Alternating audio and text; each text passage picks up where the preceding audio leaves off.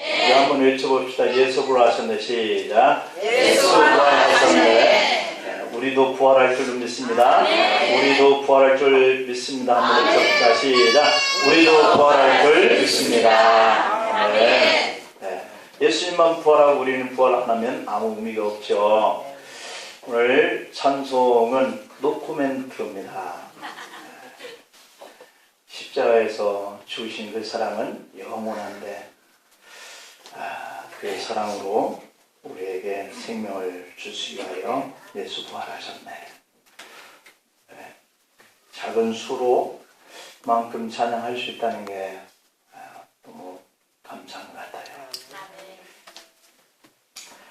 오늘 새벽에 우리가 성찬식과 아울러서 새벽 예배를 부활 예배로 이렇게 드렸는데요.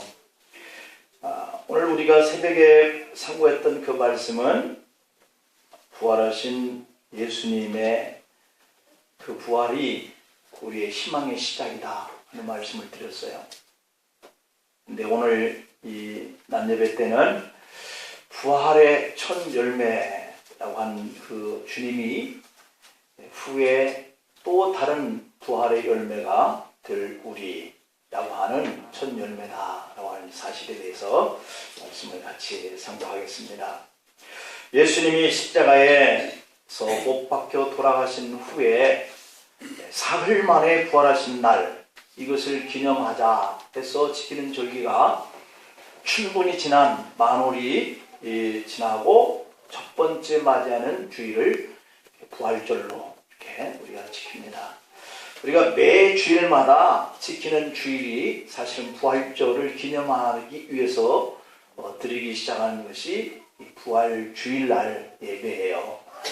처음에는 우리가 토요일 안식일날 예배를 드렸던 초대교회 이전, 그리고 초대교회에서부터 오늘날까지 우리는 이렇게 주일을 부활하신 날을 기념해서 모여서 예배 드리는 게 좋겠다 해서 이렇게 부활 주일날 이렇게 예배가 이렇게 시작된 거죠.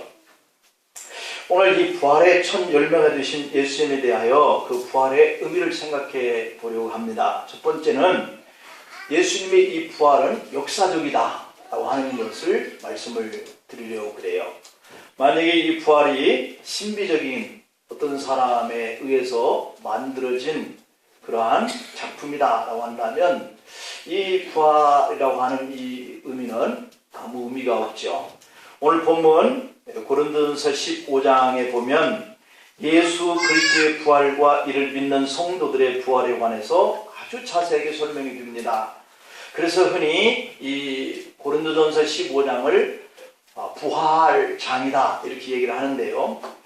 여기에 보면 제일 먼저 예수님의 부활이 역사적인 사건이라는 것을 의미를 부여하고 있어요. 왜냐하면 이 글이 기록된 1세기 당시에서부터 오늘에 이르기까지 많은 사람들이 예수님의 부활을 부인하고 있기 때문이죠. 안 믿기 때문이에요. 만약 예수님의 부활이 픽션이다, 이 말은 꾸며진 이야기다 라고 한다면 성경이 거짓되고 기독교는 존립의 기반을 상실할 수밖에 없다라고 하는 것이에요. 그래서 이 역사적이다라고 하는 이 사실이 중요한 거예요. 그러므로 바울은 무엇보다도 먼저 예수님은 십자가에서 죽으셨다가 부활하셨다라고 하는 이 사실에 대한 역사성을 강조하려고 하는 거죠. 오늘 3절부터 4절 말씀을 보면은 앞부분 속에죠. 고린도전서 15장 3절 4절 한번 볼까요? 내가 받은 것을 먼저 너희에게 전하였노니 이는 성경대로 그리스도께서 우리 죄를 위하여 죽으시고 장사 지낸 바 되셨다가 성경대로 사흘 만에 다시 살아나사 게바에게 보이시고 후에 12 제자에게와 그 후에 500여 형제에게 일시에 보이셨나니 그 중에 지금까지 대다수는 살아있고 어떤 사람은 잠들었으며 이렇게 쭉 말씀을 기록하고 있거든요. 이 말은 예수님이 십자가에서 죽으셨다가 부활하신 것은 예언하신 성경 말씀대로 성취되었다. 그래서 성경대로 이 말을 강조하고 있는 거죠. 만일 예수님의 부활을 부인하면 성경 전체를 부인하는 셈이다. 그런 뜻이거든요. 그래서 바울은 하지만 이런 일들이 있을 수 없다. 왜냐하면 2000년 전이 이렇게 부활하신 이 사건이 이 성경 속에 기록되어 있는 메시지인데, 지금 2018년을 지나고 있지만 성경은 여전히 베스트셀러다. 한 번이라도 그 베스트셀러 자리를 놓친 적이 없다는 거죠. 그만큼 성경은 이 픽션, 다시 말하면 실제 역사적인 이야기가 아니고 작자의 어떤 상상력을 동원하여서 창작한 가공된 이야기라고 한다면, 오늘날까지 어떻게 이렇게 베스트셀러가 될 만큼 사람들 앞에 인정받는 그러한 말씀으로 계속 건재할 수 있느냐는 거죠. 그래서 바울은 역사성뿐만 아니라 사람들에게 더욱더 실감나는 증인이 있다, 이것을 역사적이다 라고 하는 것을 강조하기 위해서 예수님이 부활하셨던 그 역사 속에 등장했던 그 인물들을 거론하고 있는 거예요. 그래서 15장 5절부터 8절에서 예수님의 부활의 사건 때의 현장에서 그 주님을 목격한 사람들의 명단을 쭉 제시하고 있어요. 게바에게 보이시고 후에 12 제자에게와 그 후에 500여 형제에게 일시에 보이셨나니 그 중에 지금까지 대다수는 살아있고 이 성경을 기록할 당시를 말하는 거죠. 그때 당시 부활 사건을 목도했던 사람들이 이 성경을 기록할 바울 당시에도 아직 살아 있었고, 대다수가 어떤 사람은 잠들었으며 죽었다는 얘기죠. 그 후에 야고보에게도 보이셨고 그 후에 모든 사도에게와 맨 나중에 만삭되지 못하여 남자 같은 바울 자신에게까지도 보이셨다, 이렇게 증언하고 있는 거죠. 이렇게 성경적인 역사를 토대로 해서 부활 사건을 증명하고 있고요. 또 부활 사건을 목도했던 목격자들이 이렇게 많다, 그러니 직접 가서 물어볼 테면 물어보라 라고 이렇게 증거를 하고 있는 거예요. 바울은 여기서 한 걸음 더 나아갑니다. 또 다른 사실이 있다. 그건 뭐냐면 예수님의 부활의 사건을 목격한 그 사람들이 부활을 목격했기 때문에 그분께서 이렇게 죽으셨다가 우리의 첫 열매, 그리고 우리도 부활할 것이다 라고 하는 것을 먼저 부활로 이렇게 본인이 보여줬던 이 사건들, 이것을 증거하다가 순교를 하면서 죽은 사람들이 있다. 이 사건이 역사적이고 사실이 아니라면 자신의 목숨까지 던져서 그 사건을 전하려고 했던 이런 사람들이 있을 수 있겠느냐. 그러면서 십자가와 이 부활의 이 사건은 역사적이고 실제 이러한 증거를 전하다가 죽은 순교자들이 있다, 이거를 증거하고 있는 거죠. 예수님의 제자들 중에 사도 요한만 밤모섬으로 귀향을 갔다가 그 후에 거기에서 나와서 자연사를 했을 뿐 아니라 모든 사도들은 다 순교를 했다는 거죠. 통계에 의하면 초대교회 시대부터 오늘날까지 복음을 위해서 예수 그리스도께서 우리를 위해서 십자가를 지고 죽으셨다가 사흘 만에 부활하시고 그분께서 다시 이 땅에 심판주로 오시는 이러한 사실을 증거하다가 순교당한 사람들이 무려 6,600만 명이나 이르는다라고 하는 것을 통계를 내놓고 있어요. 지금도 세계적으로 매년 10만 명가량의 순교자가 나온다는 겁니다. 예수님의 부활이 없다면 어찌 이런 일이 일어날 수 있겠느냐라고 하는 것을 증언하고 있죠.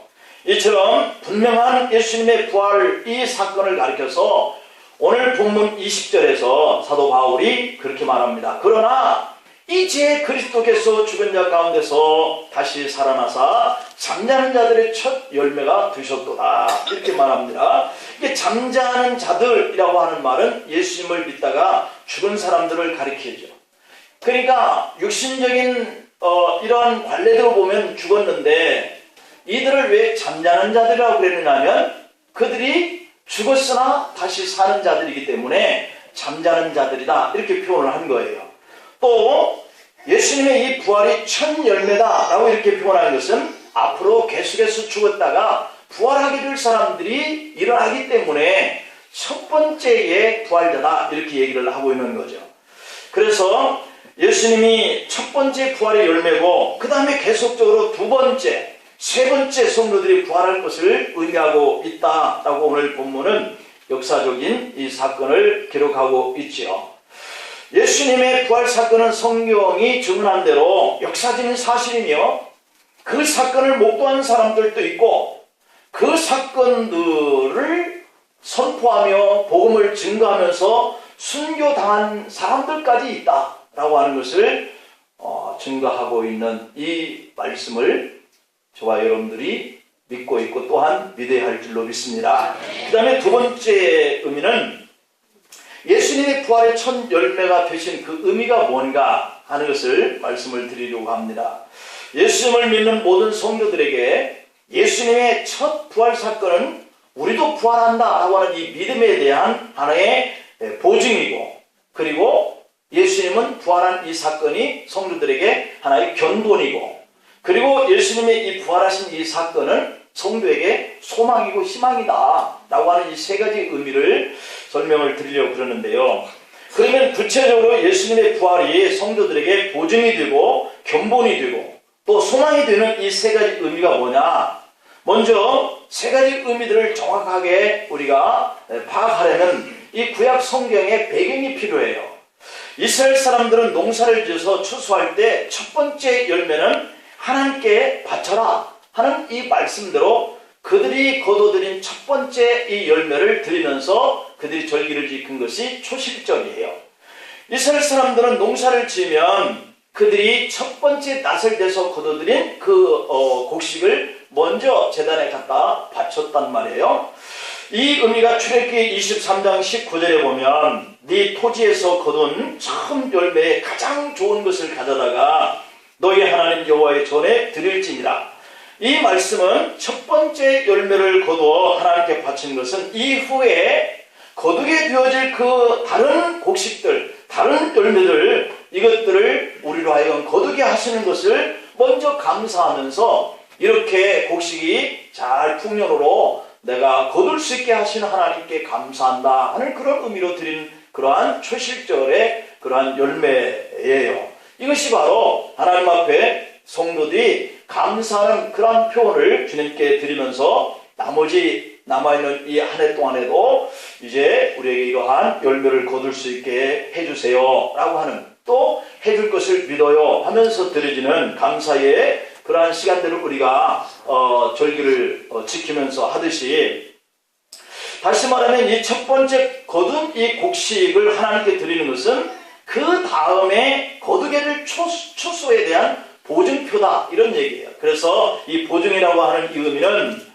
오늘 보면 21절부터 23절에 사망이 한 사람으로 들어왔어요.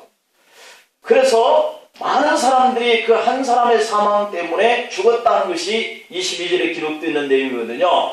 아담이 우리 조상이고 그가 범죄한 원죄가 사람들이 태안에서 나오면서부터 가지고 나오는 죄, 이것이 하나님을 떠난 원죄라고 하는 죄거든요. 아담이 우리 조상이니까 그가 하나님을 떠난 이 범죄로 사람들이 죽음이 왔다라고 하는 그 죽음이 우리 모든 인류에게 다 물려오는 것이 되었다고 한다면, 그렇다고 한다면 21절의 후반부에 보면 죽은 자의 부활도 한 사람으로 말미암는다 이렇게 의미를 부여하고 있어요. 그러면서 그리스도께서 우리 죄를 단번에 다 십자가에서 지시고 죽은 그 죽음대로 우리가 죄와 허물을 다 죽었고, 그분이 사흘 만에 부활을 했으니 그 부활은 장차 우리도 이렇게 예수님처럼 부활할 것이다. 한 사람이 부활을 했으니 모든 믿는 자가 또한 부활하게 될 것이다 라고 하는 거에 대한 보증이다 라고 하는 말씀인 거예요. 그래서 예수님이 부활하는 것은 성도들도 부활한다. 아담이 범죄했으니 모든 인류가 하나님 앞에 범죄자다. 이러한 한 사람 한 사람에 대한 그 의미가 마치 모두가 다 죽는 보증이고 모두가 다 사는 보증이다, 이 말씀을 하고 있는 거예요. 이런 원리를 가리켜서 로마서 5장의 12절 이하에 보면 대표성의 원리를 표현하고 있고요. 그리고 로마서 6장의 1절부터 11절에서는 연합됨의 원리를 설명하고 있어요. 그러니까 예수님은 우리의 대표고 또한 예수님께 함께 붙어있는 우리 모두는 그분과 함께 연합되어 있다. 이 의미를 설명하는 거죠. 아담이 모든 인류의 주인이 되게 한 대표인 것처럼 예수님이 모든 믿는 자의 부활을 대표하는 첫 열매고, 예수님을 믿는 자의 삶은 사망에서 생명으로 옮겨지는, 영생으로 옮겨지는 이 구원의 대표자가 되는 것이죠. 그러므로 이렇게 정리할 수 있습니다. 예수님이 십자가에서 달려 죽으심으로 우리 죄가 거기에 다 단번에 못 박혀서 사해졌고, 예수님이 부활하셨으므로 우리도 부활할 것을 예수님의 이 부활 사건이 보증표가 되었다라고 하는 것을 믿으시기를 바랍니다. 바로 이것이 부활의 보증이에요. 그 다음에 두 번째로는 견본이라고 하는 건데요. 예수님이 십자가에서 죽으시고 부활하신 것은 우리 모든 인류의 견본이라는 말이에요. 샘플이라고 하는 뜻인데요. 이 말씀의 의미는 예수님의 부활은 성도에게 부활할 것을, 어떤 모습으로 부활할 것을, 견본의 모습이라는 거예요. 빌립보서 3장 21절에 보면 그런 만물을 자기에게 복종하실 수 있는 자의 역사로 우리의 낮은 몸을 자기의 영광의 몸으로 형체와 같이 변하게 하시리라 이랬어요. 지금은 우리는 이 땅에 안주하는 그런 몸을 가지고 있고요. 이 몸은 우리가 죽어서 하나님의 나라에 가고, 그리고 주님이 심판주로 이 땅에 오실 때 죽은 자들이 땅에서 이제 그 부활하게 될 때에 썩어지는 몸이 지금 가지고 있는 이 몸이고요. 그리고 부활할 그 몸은 지금 예수님 우리에게 견본으로 보여준 그런 몸인데요.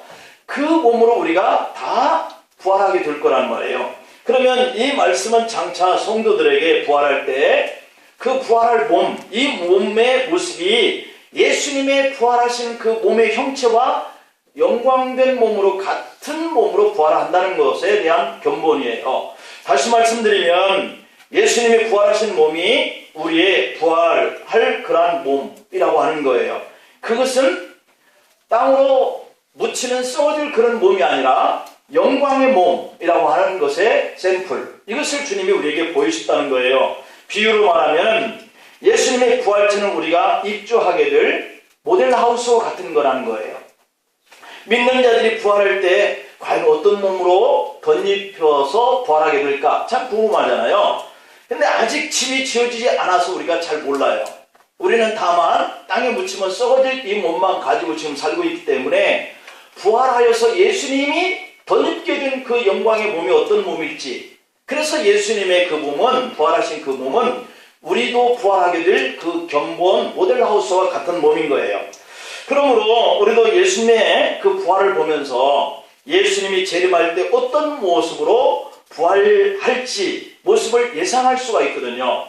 전도서 12장 7절 말씀을 보면 사람이 죽으면 그 영혼은 하나님께로 돌아가고 그 육체는 흙으로 돌아간다, 이렇게 얘기하고 있거든요.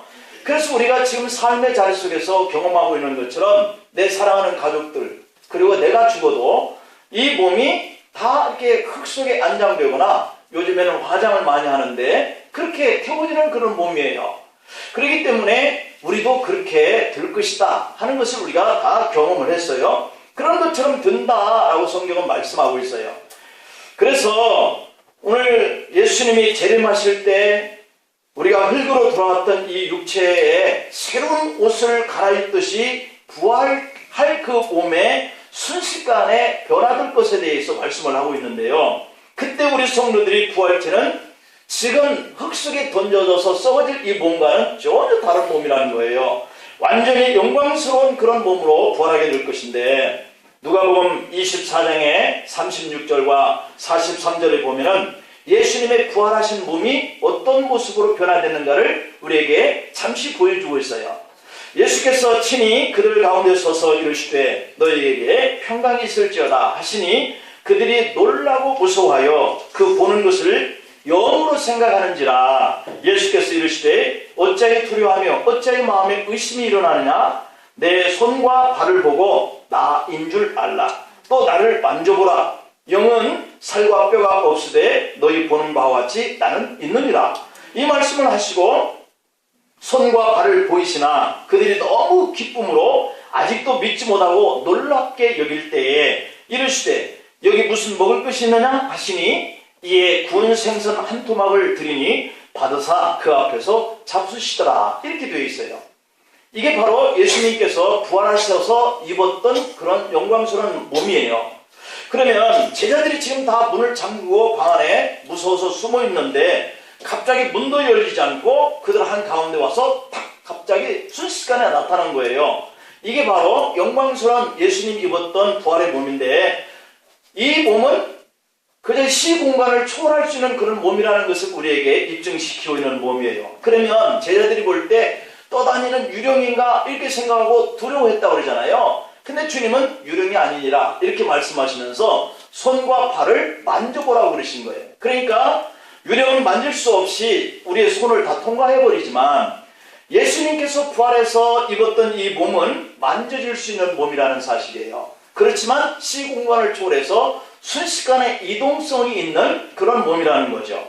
그리고 생선을 있다라고 하니까 그 생선을 먹을 수 있는 그런 몸이었다라고 하는 것이에요. 그러니까 예수님께서 입으셨던 그 영광스러운 이 몸은 우리가 만질 수도 있는 몸이지만 시공간을 초월해서 다닐 수 있는 몸이고 먹을 수도 있는 몸이고 그런 몸으로 우리가 후에 부활하면 덧입게 될 몸이라는 것을 우리에게 암시해 주고 있어요. 그러니까 우리가 부활할 때 덧입게 될 그 몸의 구조는 시공간을 초월하는 몸이지만 유령체가 아니고 만져지는 몸이고 먹고 마실 수 있는 그런 몸이다 라고 하는 거죠. 그렇기 때문에 우리가 천국에서도 뭘 먹을까? 뭘 마실 수 있을까? 이런 생각도 해볼 수 있는 그런 부분이에요. 어떻게 이런 몸이 가능할까? 우리가 의아스럽게 생각할 수 있습니다. 여러분 기어다니는 애벌레 많이 보잖아요. 근데 문득 이게 갑자기 나비가 되어서 날아다닙니다. 이게 벌레가 어떻게 나방이 될 수 있을까? 이게 변화잖아요. 변화가 된 거예요. 근데 겨우내에 추위 속에 죽은 것 같은 이런 나무가 참 많이 있는데 다 죽은 줄 알아요. 그런데 갑자기 봄이 되고 따뜻해지니까 새싹들이 다 돋아나고 있습니다. 참 기이하고 신기한 일이에요. 늘 보기 때문에 그런 것은 그냥 그런가 보다 생각했지, 우리 몸이 죽은 후에 부활하게 될 영광스러운 그 몸은 이런 몸이 신비하게 이상하게 이렇게 변화될 것에 대한 생각을 해보면 야 그럴 수 있나? 이렇게 생각되지만 하나님께서 행하시는 그 전능한 능력이라고 한다면 능히 우리의 부활할 몸도 그렇게 변화시킬 줄로 믿습니다. 그래서 바울은 오늘 본장 42절부터 44절에서 이 부활체의 특징을 이렇게 설명해요.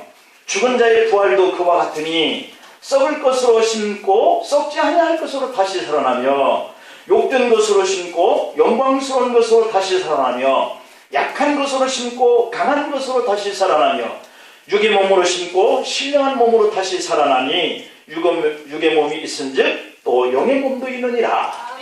그러니까 지금 우리가 영과 육이 결합되어 있는 이 땅의 이 삶을 살 때는 다 이런 것들이잖아요. 우리가 가지고 있는 것들, 썩을 것들, 영광스럽지 못할 것들, 약한 것들, 육의 것들이에요. 다. 그러나 우리가 죽고 우리가 영이 분리되어서 주님 앞에 가고 주님이 심판하실 때 이 땅에서 죽은 선악간의 모든 사람들이 다 부활하여 백벌 심판 앞에 설 때 있는 그 몸, 그 몸이 이렇다라고 하는 거란 말이에요. 그래서 이런 몸이 부활할 때 덧입게 되는 몸은 썩지 아니할 것, 신령한 몸, 강한 몸, 영광스러운 몸으로 덧입게 되는 줄로 믿습니다.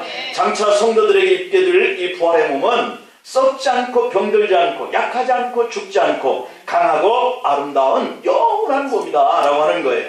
이런 부활체로 변화된 영광스러운 주님의 그 몸이 제자들 앞에 와 500명과 야고보와 베드로와 그리고 바울에게까지도 보이셨다라고 하는 그 몸, 이것은 우리 성도들이 예수님이 우리에게도 부활하게 될 그 몸은 이런 몸이다 하는 것을 견본으로 보이셨다라고 하는 거죠. 그 다음에 마지막으로 예수님의 부활은 우리의 소망이 되었다라고 하는 의미인데요. 우리가 비록 늙고 병들고 죽는다 하는 것 때문에 늘 불안하고 좌절감을 갖고 이렇게 살죠. 그러나 우리 영혼이 천국에 들어갈 길을 주님이 보여주시는 이 사건은 우리에게 큰 소망이고 희망인 거예요. 육체가 영과 분리되는 날은 육은 흙으로 돌아갈지라도 예수님 재림시에는 반드시 부활한다 하는 이 소망을 우리에게 던지셨어요. 오늘 본장 15장의 51절 52절 한번 볼까요? 보라 내가 너에게 비밀을 말하노니. 이것은 우리가 왜 이 땅에서도 믿음을 가진 성도가 약한 가운데 좌절과 절망 가운데 살고 있는 그런 환경 속에 있지만 소망을 가져야 하느냐면 이게 비밀이에요. 근데 그 비밀을 우리에게 알려줍니다. 우리가 다 잠잘 것이 아니오, 이것은 그냥 다 완전히 영원히 죽는 것이 아니라는 거죠. 마지막 나팔에 순식간에 호련이 다 변화되리니 나팔 소리가 나매 죽은 자들이 썩지 아니할 것으로 다시 살아나고 우리도 변화되리라. 할렐루야. 이런 소망이 있기 때문에 우리는 지금 험한 세상에서 고난을 당한다 할지라도 결코 절망하거나 낙담하면 안 돼요. 바울이 고린도서 15장에 오늘 57절 58절에 볼까요? 우리 주 예수 그리스도를 말미암아 우리에게 승리를 주시는 하나님께 감사한다, 이렇게 얘기해요. 그러므로 내 사랑하는 형제들아 견실하며 흔들리지 말고 항상 주의 일에 더욱 힘쓰는 자리 되라, 이렇게 얘기하죠. 그래서 우리의 수고가 결코 주 안에서 헛되지 않는다고 그래요. 그리고 그 일을 주님이 갚으실 때가 오니까 실망하거나 낙담하지 말고 견고하게 서서 우리가 가야 하는 그 믿음의 길을 가라는 거예요. 복음 전파와 사랑의 실천을 통하여 그렇게 살아라는 거예요. 복음을 전하다가 순교를 당할지라도 그에게 신령한 몸으로 던집혀주는 그러한 일과 그에게 상급과 멸류관을 주는 그 승리의 길이 기다리고 있으니 소망을 가지라는 거예요. 몸으로 변화를 입고 들림받는 주님의 약속에 있는 그날까지 저와 여러분들이 주님께서 부활하신 것은 보증표요, 또 그 몸은 우리도 그렇게 될 것에 대한 견본이고, 그래서 우리는 소망을 가져야 할 그런 믿음의 사람인 것을 믿으시기를 축복합니다. 기도하십니다.